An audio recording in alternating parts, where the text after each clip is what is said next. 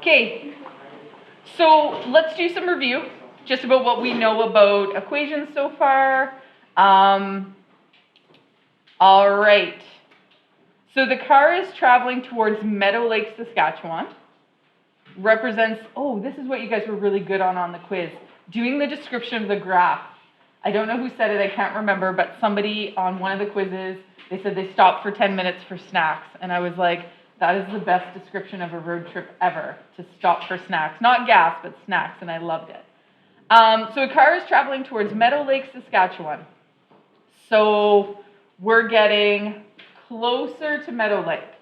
We start really far away, and we get closer. Just like when we're driving down the highway to Winnipeg, when we start in Thompson, the sign to Winnipeg is 756 kilometers. When we hit Ponton, Winnipeg's a little bit closer, there's less kilometers. When we get to Ashern, we have like 186 kilometers left, right? So we're getting closer, we're really far away to start, and we're gonna get closer to it. Okay, so D in kilometers, Meadow Lake, T hours of driving. So we're gonna describe the function. So what would we say? If we drove 0 hours, how far away are we from Meadow Lake? So if I do a table of values, which one looking at this is my independent?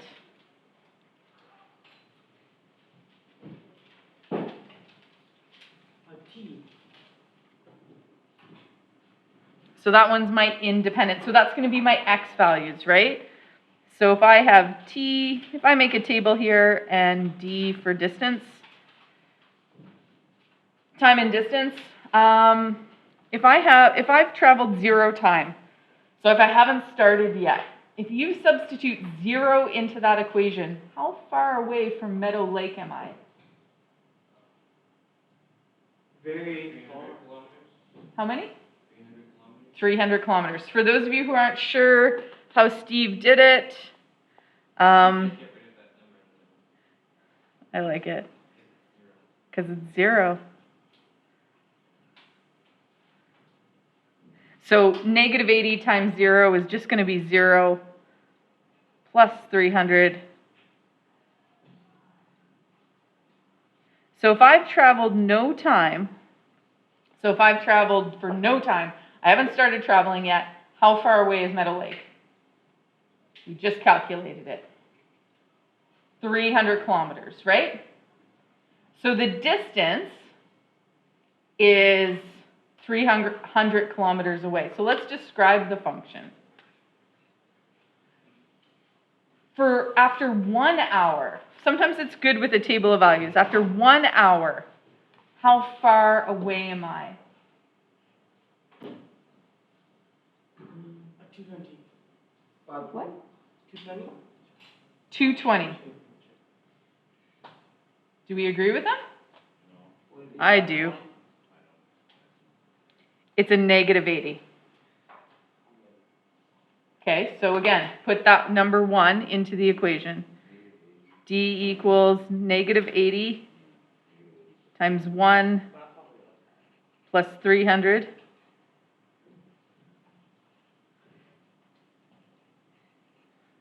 I'm running out of room to write. You guys don't have to write the math that goes with it. You just need to know how we got it. So I'm going to have to do that. So what's happening? And what if I drove 2 hours?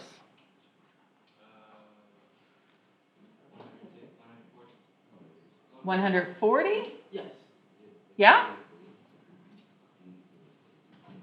So what's happening here? If we look at this table, remember, so this is a rate. This is going up by 1. This is going up by 1. What's happening here? Going down by what? 80. So what's happening? Every 80 kilometers,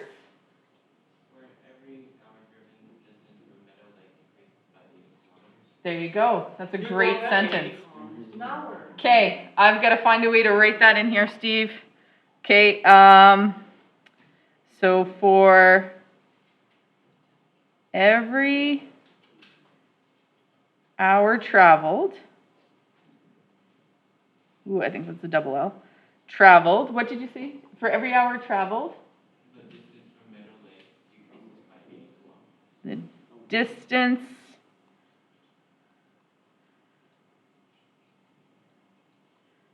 that should be a capital M. And I forgot an A. Geez Louise. Let me try again.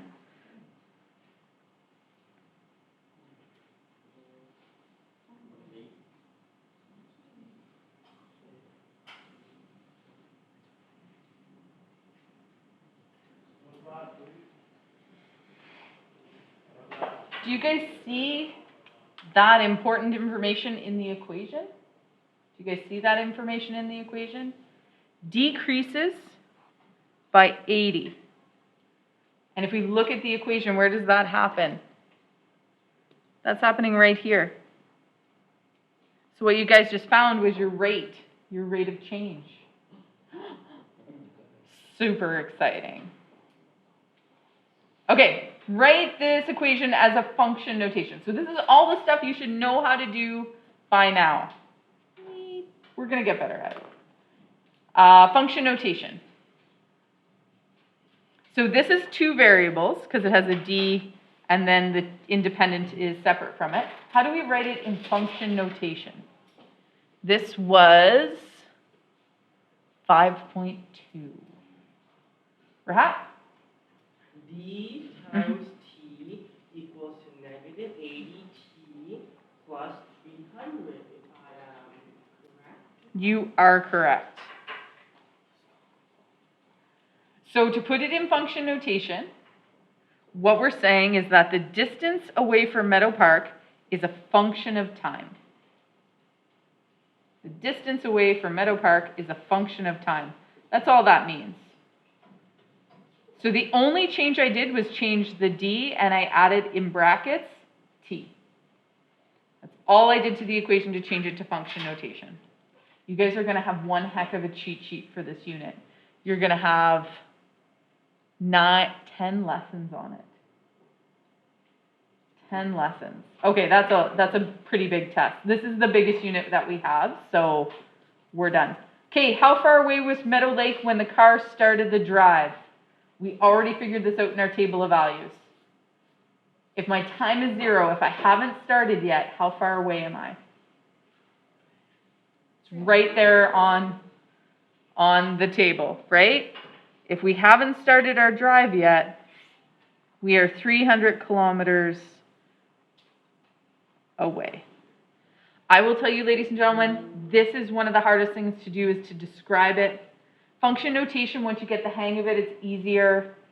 Understanding what the question's asking, that's a hard task. Okay.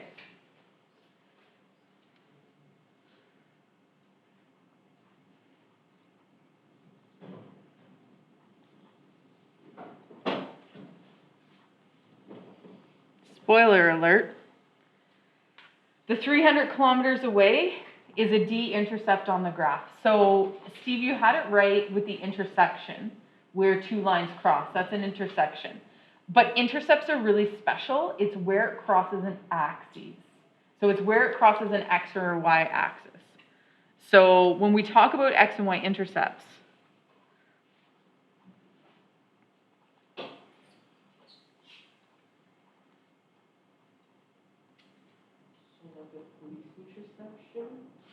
Intersection was a letter?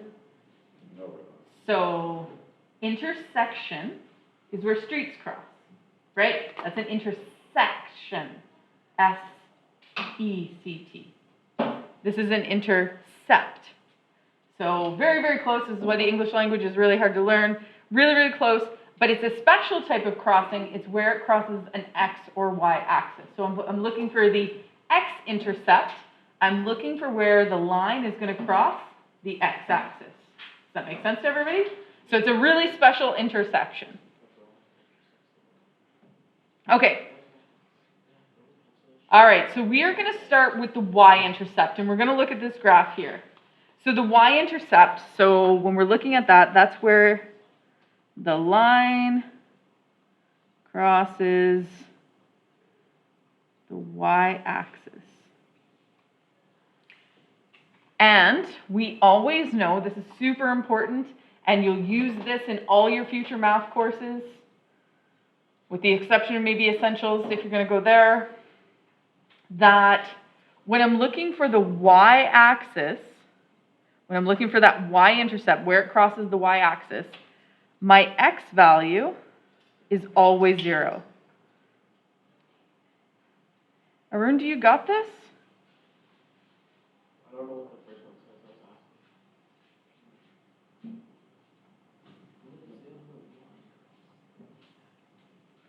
Where the graph crosses the axes. Is that what you're asking, or this one? Line crosses the y-axis.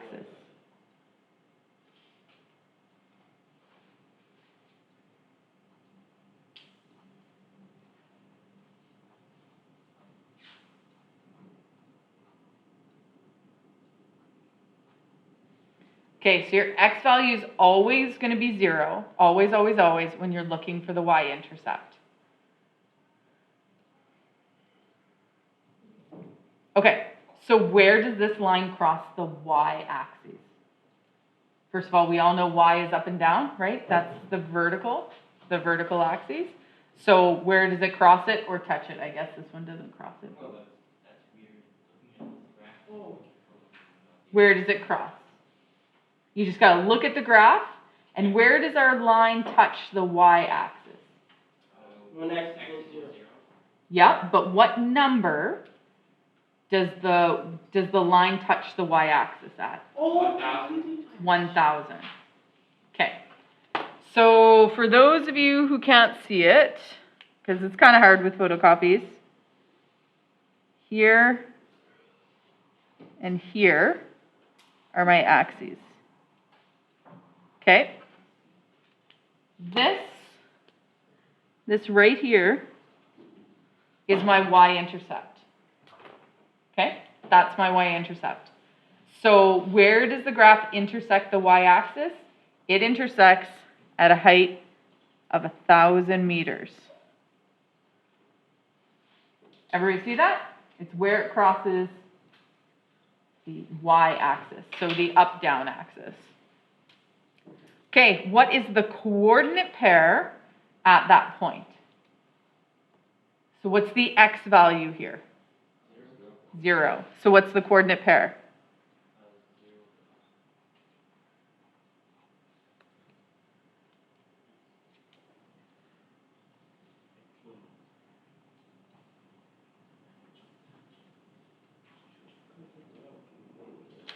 And you guys know in a coordinate pair, it's always what letter comes first? The x. Sometimes it's not an x, but it's always the independent first, and then the dependent. Sorry, you guys can't see that. That makes sense to everybody? Everybody's good with that? Like I said, intercepts are really easy because we're dealing with zeros, which is nice because we multiply things and they just go away. Okay. Can I flip the page? Yes. Perfect. Thank you, Arun. Thank you for your, you were committed to that. Okay, we're going to look at the x-intercept this time. So we're looking for where it crosses the x-axis. And so when we're looking for the x-intercept, guess what y is? Guess what y always is? 0. Always 0. So looking at the x-axis this time, where does the graph cross the x-axis? Rahat.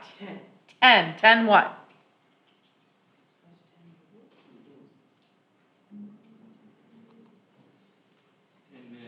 10 minutes.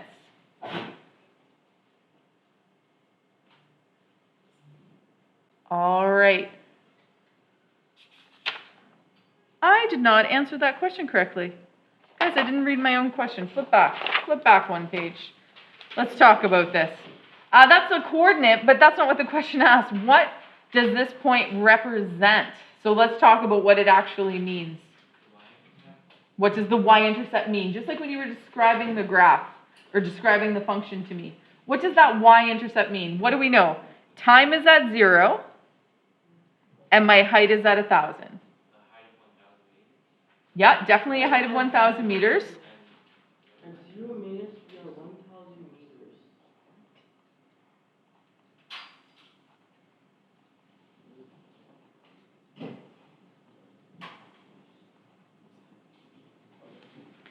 So this is the height of a float plane. What's happening with the float plane? What's happening? Landing. It's landing, right? It's descending. It's going down.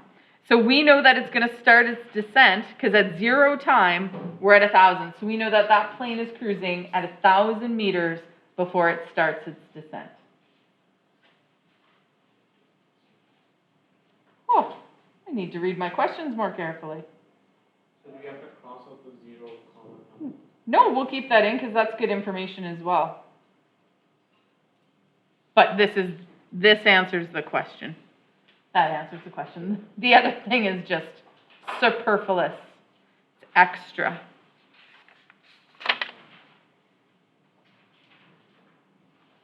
So the plane is at 1,000 meters before it starts its descent. Okay, now I'm flipping to the second page. All right, what does this point represent? What's happening at this point right here on the graph? What's happening at that point? What do we know the height is? What's the height at this point? 0. So if we're landing a plane, where are we? Hey, Jonah, where are we?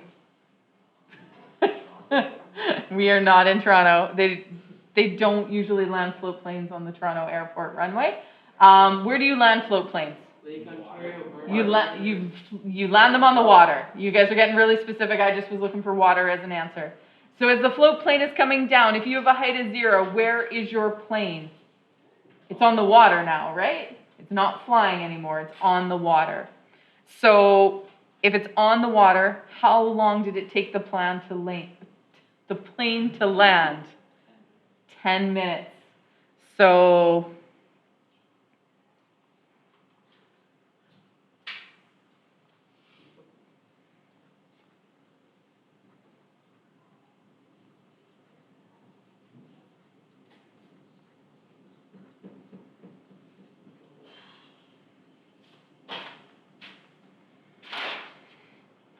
after 10 minutes, so it took the plane 10 minutes to go from its initial height of 1,000 all the way down to 0.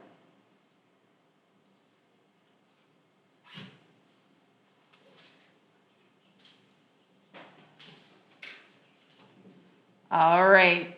So that other question that I screwed up on is this is going to help us here. Write the coordinates of the points, so the coordinate pairs of the points where the graph intersects the axis. So you're going to have 2. So let's do the y-intercept first.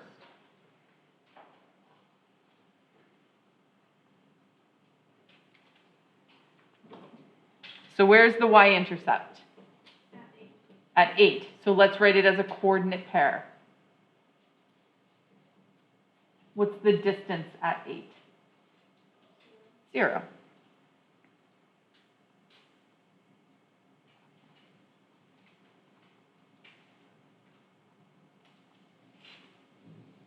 And the x-intercept? 200. So what do we know the y value is? 0.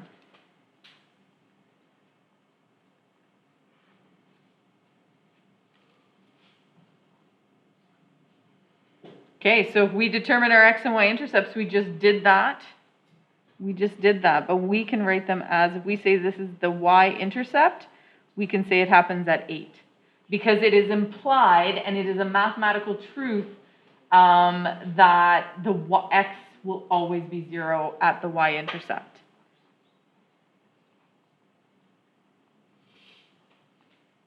And the x-intercept is at 200.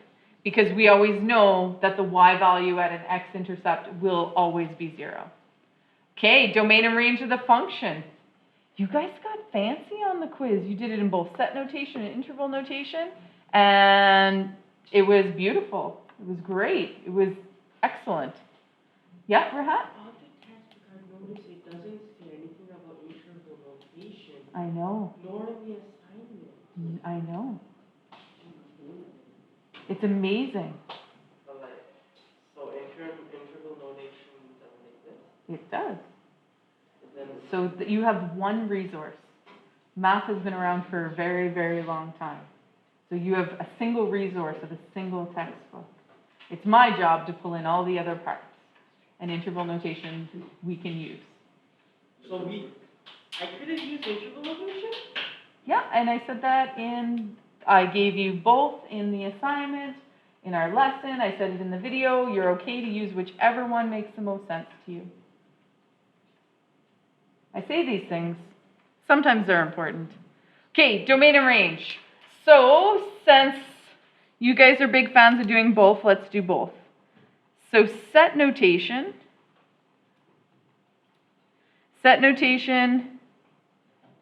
has the fancy brackets. All right, so set notation. So we're going to say domain. And then we're going to open a fancy bracket. So what do we do with fancy brackets? So we're dealing with our x-axis here. This is our domain. What is our lowest or our farthest left value? 0. What is our farthest right value?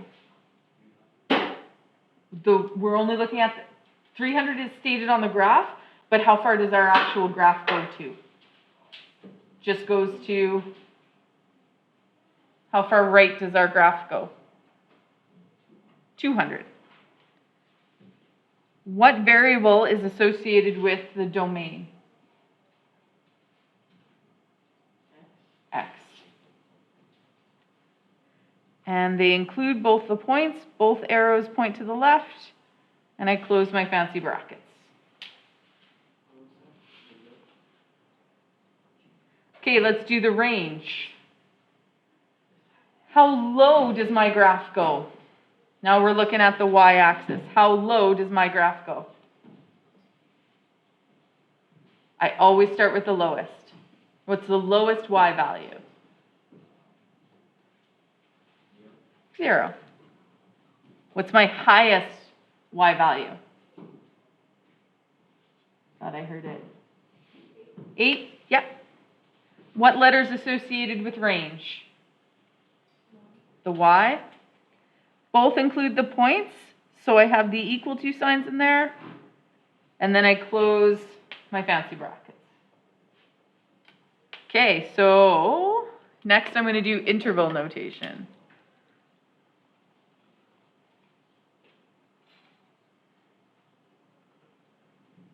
So interval notation has round and square brackets. So for the domain, I always put my lower limit on the left-hand side. And it includes the point, so I put a square bracket. It goes up to 200. It also includes 200 because I have the equal to sign there. So it closes with a square bracket. And you need to make sure that I can see the round brackets versus square brackets, that they're significantly different. Range, again, my lowest limit is 0, you already told me. And my upper limit is 8. And both of those are included, so square brackets on both of those. And that is your domain and range for that. All right, ladies and gentlemen, that first one on the board, that equation I gave you, right there when I was talking about something else, what is the y-intercept? What is the y-intercept? What's the y-intercept of that equation? You don't have the graph to it, right? So that's kind of sucky, but you can figure it out. The first one? What about it? That's the equation. No. 0 and 3?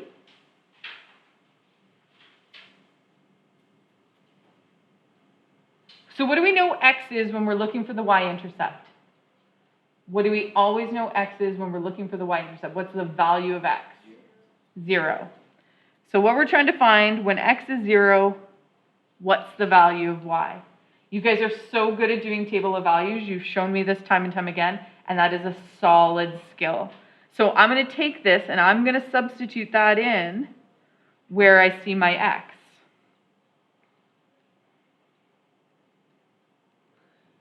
What's 0 times 0? Hopefully it's 0. And 0 plus 5? 5. What's my y-intercept? 5. Okay. Let's look at that other equation that I put up on the board.